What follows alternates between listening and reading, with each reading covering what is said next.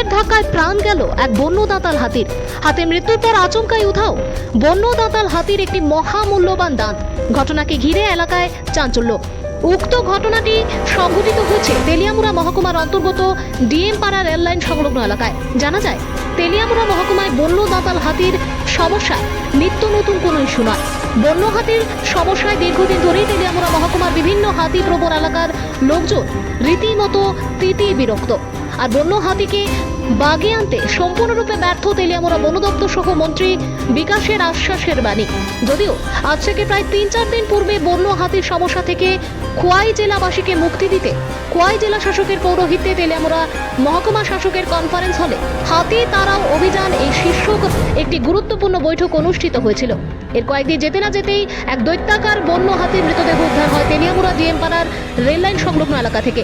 যদিও এই দৈত্যাকার বন্য হাতির মৃতদেহটি থেকে রহস্যজনকভাবে উধাও হাতির মহামূল্যবান একটি দাঁত।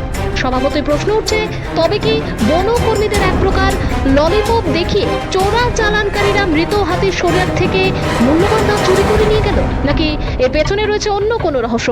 তবে সমস্ত কিছুই তদন্ত সাপেক্ষ। মহারানীপুর কোপারেটিভ এলাকার ডিএমপাড়া স্কুল সংলগ্ন রেল রাস্তার পাশে আমাদের কাছে একটা খবর আয়ে এখানে হাতি পড়ে রয়েছে। তারপর আমরা আইছি, দেখলাম হাতিরা পড়ে রয়েছে, ঠিকই মারা গেছে। এটা কি বড় না ছোট না? এটা সম্ভবত মিডিয়াম, এটা দেখতে মিডিয়াম লাগে।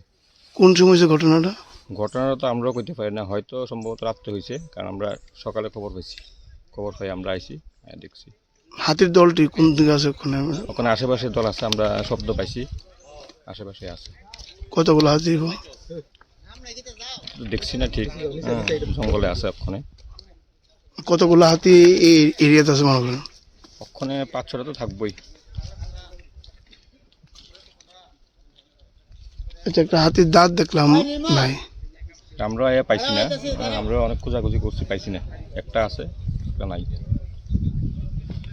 আপনার নাম? তপন শাহ, বিটিও বিষয় তেলিয়ামুড়া।